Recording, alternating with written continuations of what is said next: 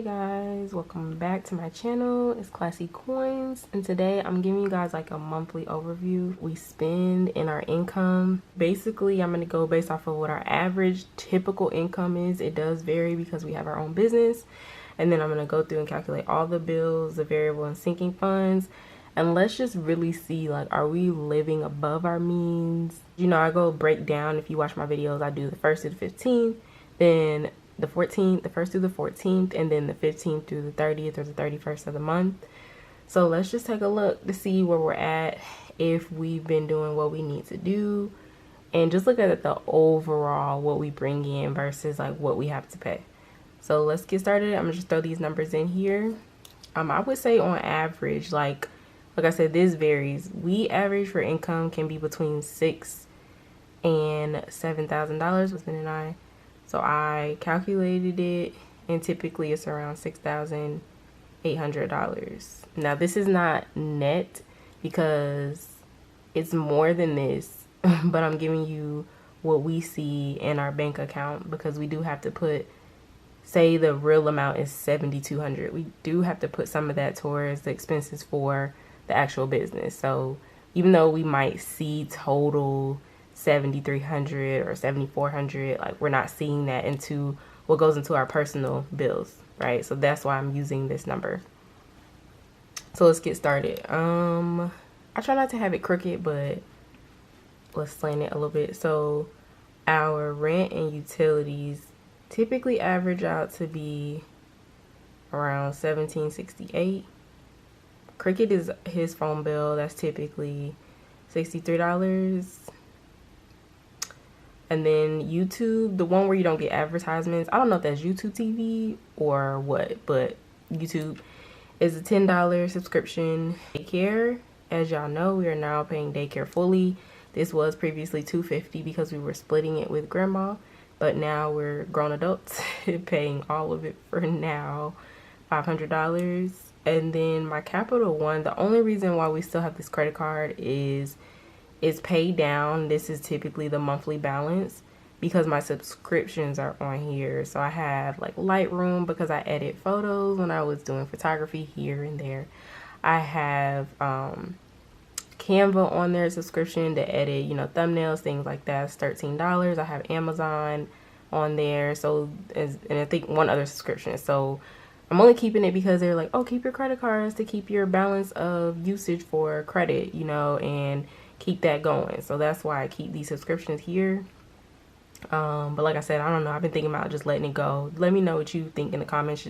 Once you get your balance down on your credit card, are you still keeping it and just using it for small things, or are you completely trashing the credit card? What route are you taking?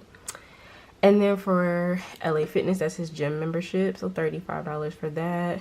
Again, daycare, and of course daycare is 4 times a month because it's due every Friday. And we have 2 kids in daycare if you're new here. So it's $250-ish, $260-ish per week, plus a 10% discount. So it rounds out to be just about this amount. And then, let's see, the car note, we had paid down on it a little bit. So it went from $339 to like $320. So I'm sticking with the minimum until we start to pay that off. We're now focusing on this debt as our biggest focus for we're doing the debt snowball route. So instead of the avalanche, so starting from our smallest to moving on to the highest. And we've gotten this credit card, if you're new here, from around $6,045 to $2,715. So that's major and amazing news. The minimum for this one now, it was $155, but now it's just $108. Daycare again, $500. Y'all see these $500? Like, is it really worth it? $500. Then life insurance for me is just $31. And then my phone, I'm with Verizon, is $65. And then medical is usually like $9. We were on a lower income, so that's why this is what it is. Before we were able to get more income. So we just gonna pray and keep going with that one. Moving on to our variable expenses. I have food, right? So typically, I don't really know. Hold on. Every 2 weeks, I'll allocate $350 towards food. So that is about, we aim to spend $700. Sometimes we go over that, but we do aim to spend $700 monthly on food, and this does including eating out.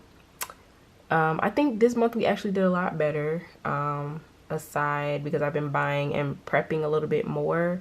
I won't say meal prep for the whole week, but instead of eating, say, out 4 days out the week, now we kind of only might eat out once or twice. Or sometimes, y'all, we will have times where we would eat out for breakfast and lunch, or breakfast, lunch, and dinner, and y'all know that adds up. So we're working and doing a lot better this month on this category, is how I feel. Matter of fact, I need to be cooking soon so that this week we do have something. My hair is variable. It always is the same amount, but it's every 6 weeks. So I wouldn't say every single month, but I'm still going to include it because it's a bill. Yeah, my hair is expensive. It has to be maintained though, the type of style that I have. And then gas, we would say 200 because I allocate like 100 every 2 weeks. So 200 for that. The sinking funds is usually like, I just like to do car maintenance for $40 every check. Every 2 weeks, so we'll say 80. And then gifts for the future, which I need to hop back on this because I have not been putting much away for sinking funds, but that's because of the change in our income recently. Then and a change in our bills going a little bit more higher. I've been kind of like pulling back from this category, but gifts I usually like do 20 every 2 weeks, bringing us to $40. So y'all, that was a lot of bills. And that's the thing, like, this really isn't a lot. I would say I'm proud that this is not a bunch of debt. It's just regular, like, bills and essentials. Like, you need a phone. You're gonna have to pay your phone bill. You need your rent and utilities. This is only $10. Like, nothing in here is terrible. Honestly, like, we really don't have the worst debt in the world. So it's just getting it off of your hands so that you can be like a lot more financially free to make different decisions. Y'all know the point of financial freedom. So let's calculate everything here and see, because if we pass this, that means we need more money. But let's see. 1768.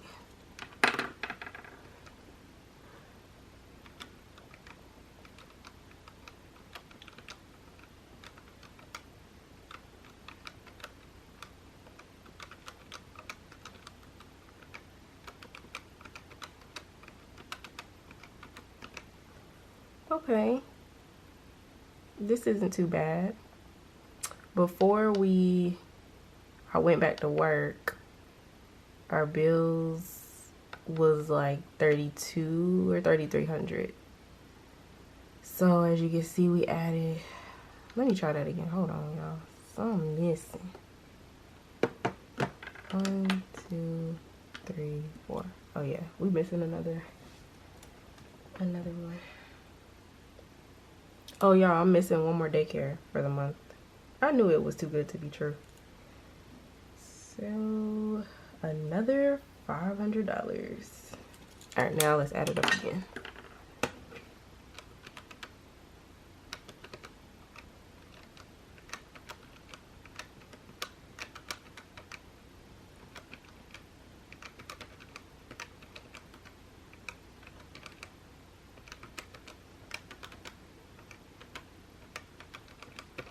Okay, yeah, that's more like it. So before I went back to work to get more income, this was around like 3,500. So it makes sense that we increased to this amount. Now that would be just for the bills. So 4,462. That's a big number, y'all, but you know, we'll do this one. Then we'll add the variable expenses. So 100 plus 200. All right, that's 1,100. Then we just add our sinking funds, which we know 80 and 40 is 120. So let's see what our grand total is, y'all. So I'll just work backwards since it's already on here. 120 plus 1,100 plus 4,462 is 56 $56.82. So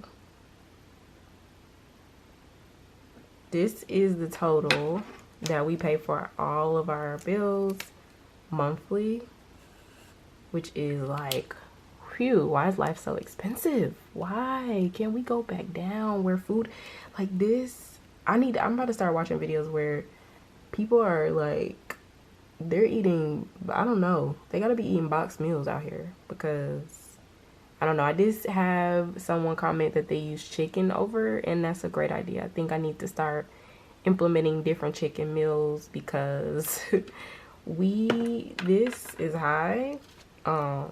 We don't even shop at Costco's. Like, this is Walmart or Kroger, honestly. So I don't think that we need to be this high in food, but at the same time, food is so expensive that if we really want to guarantee at least a lunch and a dinner or a breakfast, and this not even me cooking all the time, yo, so I have no clue. Just give me grocery tips in the comments. But $56.82 is our grand total, right? So this is what we pay.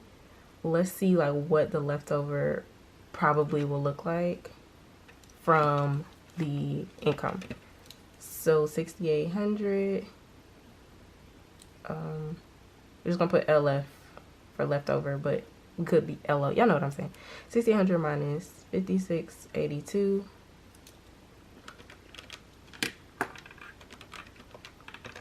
Yeah, that's about right. It's leaving us with like $1,100